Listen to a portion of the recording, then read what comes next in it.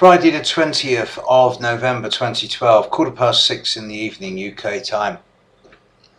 In the last couple of hours I've done a couple of readings for existing clients, and during that time I've watched the moon on my astrological clock switch from Aquarius into Pisces, and in the last hour I've seen the moon pass over Neptune, and now it's approaching Chiron.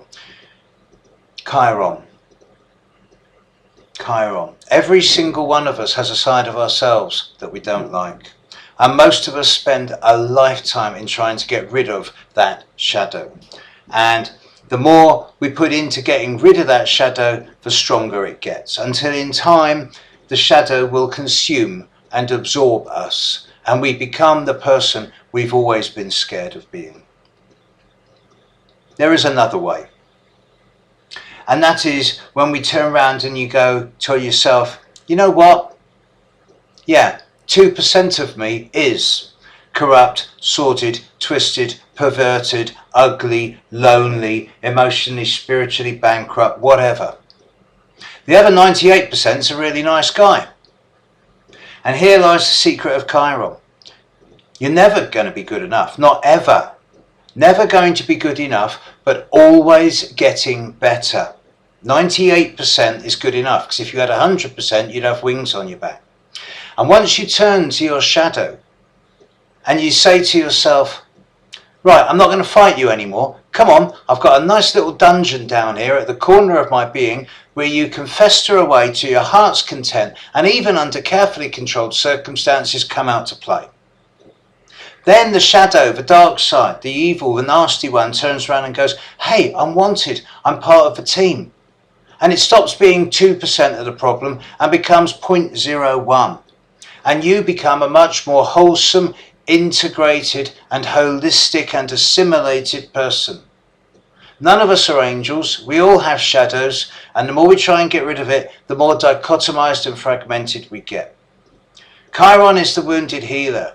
And the area of Chiron in your horoscope, according to house, and the aspect to Chiron, particularly from personal planets, show particular attitudes around wounding and healing and how you sabotage yourself. Most commonly with Chiron, I find myself saying to people, yeah, this is you acting as a springboard for other people's success, and they don't even say thanks, let alone take you with them. And you end up feeling used and abused and taken for granted, and as a result, undervalued.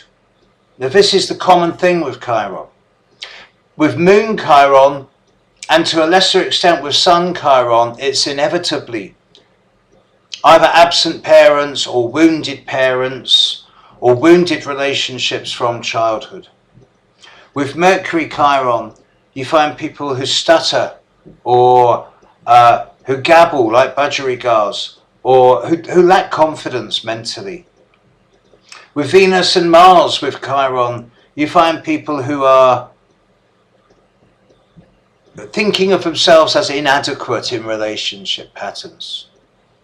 With the Ascendant in Chiron, it's very much to do with finding one's place when dealing with other people at the one-to-one level, whether family, friend, social, professional, or personal and intimate. And with the midheaven in Chiron, it's all about setting oneself up for failure at work. And yet, the other side of all of these things stands true. Never going to be good enough, but always getting better. And the more integrated you become, the more popular you become, the more assimilated you become, the more wholesome you become. And at the end of the day, Chiron is the wounded healer. You don't heal others, but through your own example, you empower others to heal themselves. And there's the true secret of healing in this world today, empowering other people to do it for themselves. And of course, what's one of the best tools for empowering other people? Astrology.